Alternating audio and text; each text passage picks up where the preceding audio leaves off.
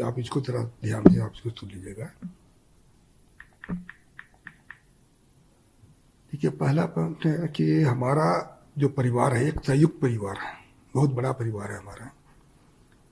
इसमें कुल हम लोग 6 भाई थे, 6 भाई हैं और उनके बच्चे लोग भी हैं। आज बच्चे लोग सब व्यवसाय से जुड़े हुए हैं और हमारा 100 साल से भी ऊपर का जो कंपनी है या फिर ये पुराना ये बिजनेस है। और हम ये जो कैश का जो पकड़ा गया है ये हमारे व्यापार शराब से संबंधित फर्मों का पैसा पकड़ा गया है।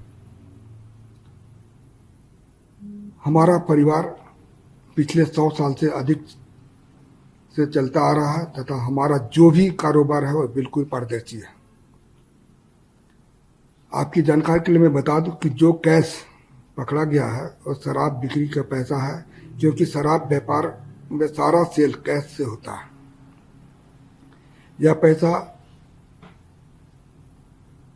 सेल कलेक्शन था। यह पैसा को कांग्रेस पार्टी तथा अन्य राजनीतिक दलों से कोई इस पैसे का कोई संबंध नहीं है, जो कि चर्चा में आया है, तो इसके बारे में मैं बता दे रहा हूँ।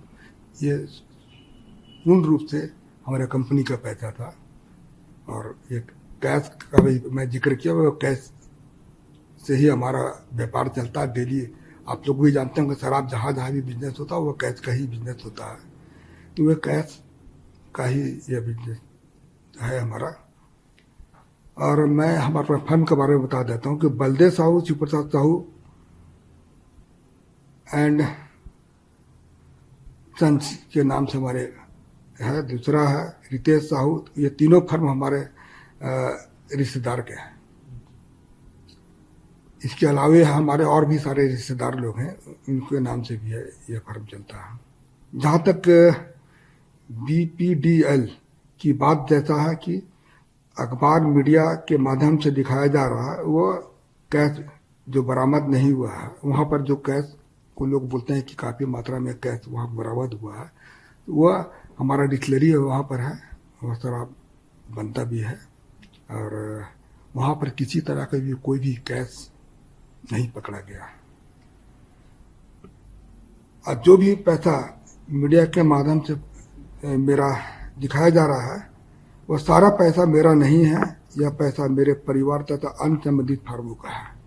तो मैं यही आप लोग को जानकारी दे रहा हूँ कि जो भी चीज़ आप मैं पढ़ कर बताया वो बिल्कुल सत्य है। इसमें किसी तरह की भी कोई छिपाने वाली बात नहीं है।